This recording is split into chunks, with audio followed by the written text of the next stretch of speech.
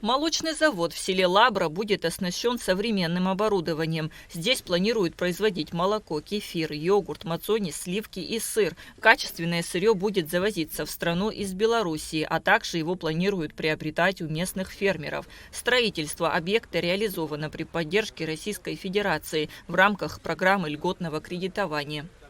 Вот у нас идет сейчас основная стройка, вот на этой площадке у нас она находится.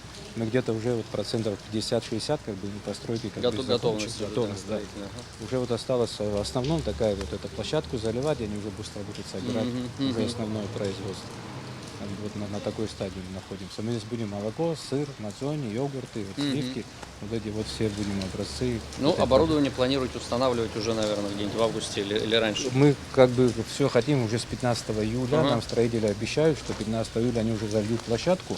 И уже к концу июля у нас уже приезжают монтажники и будут собирать все оборудование. Реализация проекта позволит создать новые рабочие места и увеличить доходы местного населения. Средняя численность персонала составит до 35 человек, преимущественно жителей села Лабра. Завод станет значимым шагом для развития агропромышленного сектора и экономики района в целом. Сама идея хорошая, да, и 35 человек это у вас здесь среднесписочный будет работать, я думаю, тоже для населенного пункта тоже важно. Очень важно. Наверное, здесь будете брать на работу, обучать, и люди будут иметь занятость в хорошем современном предприятии, на хорошей технике современной работы, да, выпускать пищевую продукцию. Для людей это большое подспорье. Ну и, конечно, вопрос потом, наверное, вывода на внешние рынки, да, то есть понятно, что 20 тонн вы будете перерабатывать, наверное, внутренний рынок вы быстро перекроете, наверное, надо думать об экспорте, наверное, надо где-то заходить в российские какие-то сети, бренд продвигать. Ну, я думаю, будем уже совместными усилиями, когда первую продукцию попробуем, да, и будем совместными усилиями помогать вам, потому что, мне кажется, здесь вопросы окупаемости этого проекта тоже очень важны.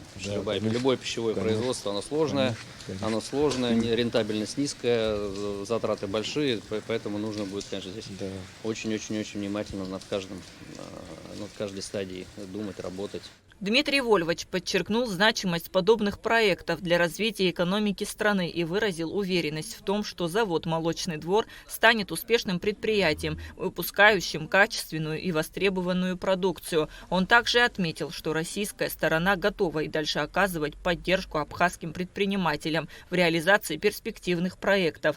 Запуск завода запланирован на конец текущего года. Кундашова, Инал Гвинджи, Абхазское телевидение.